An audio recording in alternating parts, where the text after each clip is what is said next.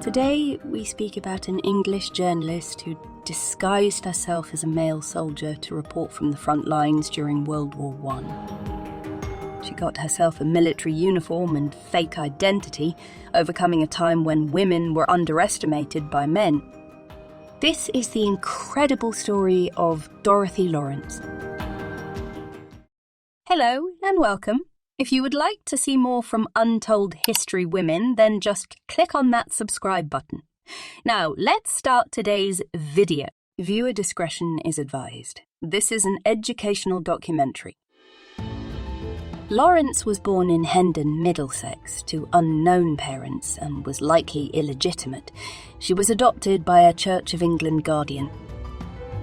Her parentage is disputed. The Oxford Dictionary of National Biography, 2004. Claims she was born on October 4, 1896, in Polesworth, Warwickshire, as the second daughter of Thomas Hartshorne Lawrence and Mary Jane Bedell. However, this is unlikely because their daughter Dorothy Lawrence appears in the 1911 census at age 14 with her parents, while a 23-year-old journalist named Dorothy Lawrence, born in Shepherd's Bush, is listed as boarding in West Kensington. Despite being described as in her early 20s or age 20 in 1915, it's more probable she was born around 1888. She is listed as 23 in the 1911 census, 51 in the 1939 World War II ration register, and her death certificate in 1964 records her age as 76.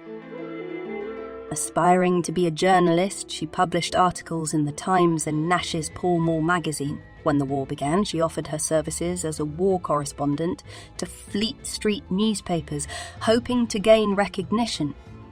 However, no paper would send a woman to the front lines, and even experienced male correspondents struggled to get access.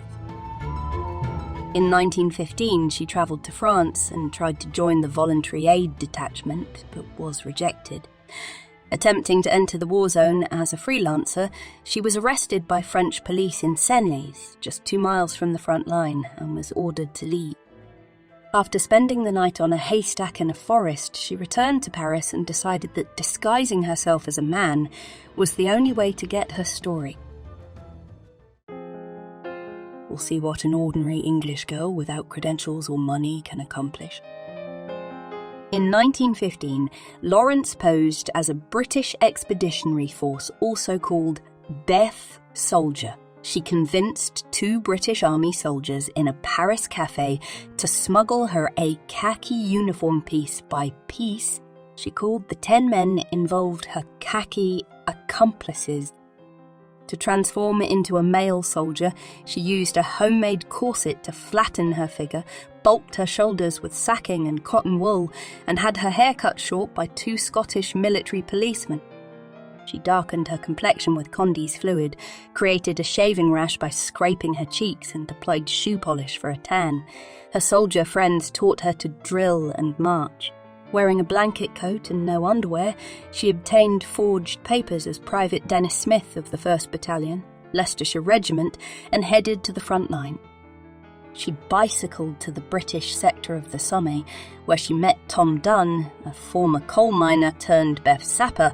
Concerned for her safety, Dunn found her an abandoned cottage in Senlis Forest to sleep in. Each night, she returned there to sleep on a damp mattress sustained by rations from Dunn and his colleagues. Lawrence worked as a sapper with the 179 Tunnelling Company, 51st Division, Royal Engineers, a specialist mine-laying company operating close to the front line.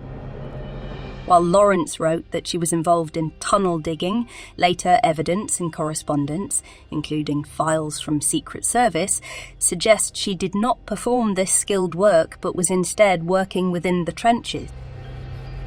Due to the stress of the situation, Lawrence developed constant chills and rheumatism, then fainting fits. After 10 days of service to protect the men who had helped her, she revealed herself to be female, and the commanding sergeant promptly placed her under arrest. Taken to the Beth headquarters and interrogated as a spy by a colonel, she was declared a prisoner of war. She was then transported by horse to the 3rd Army headquarters in Calais, where she faced interrogation by 6 generals and about 20 other officers. Unaware that camp follower could mean prostitute, she later recalled, we talked steadily at cross purposes. I didn't know what the term meant, and they didn't realise my ignorance, so I often seemed to be lying. After being captured in Calais, she faced further interrogation in Saint-Omer. The army, worried about the breach of security and potential implications for women's roles, detained her until after the Battle of Loos. Confined to the Convent de Bon Pasteur, she was forced to swear silence about her experiences to avoid imprisonment. Returning to London, she shared a ferry with suffragette Emmeline Pankhurst, who invited her to speak at a suffragette gathering. Once in London, she tried to write about her experiences for the Wide World magazine, but had to scrap her first book on the instructions of the War Office, which invoked the 1914 Defence of the Realm Act to silence her. She later commented, "In making that promise, I sacrificed the chance of earning by newspaper articles written on this escapade as a girl compelled to earn her livelihood." The National Archives hold 2 medal index cards for Lawrence, confirming her wartime roles. One lists her as a sapper with the Royal Engineers, and the other as a worker in the Queen Mary's Army. In 1919, she settled in Canonbury, Islington, and released her memoir, Sapper Dorothy Lawrence, the only English woman soldier. Despite positive reception in England, America, and Australia, it faced heavy censorship by the War Office and fell short of her commercial expectation. In 1925, authorities noticed her increasingly erratic behaviour. She disclosed to a doctor that she was raped as a teen by her church guardian, Mr. Fitzgerald. With no family support, she was institutionalised, first at Hanwell and later at Kearney Hatch Lunatic Asylum. She died at Fryeune Hospital in 1964, aged 76, from cerebral thrombosis, with no visitors. She was buried in a pauper's grave at New Southgate Cemetery, later reused for additional burials. Rediscovered in 2003, her story gained attention, leading to reprints of her book and inclusion in museum exhibitions. Plays and films based on her life emerged since 2015. And you guys, did you know the remarkable story of this courageous woman? Let me know in the comments below.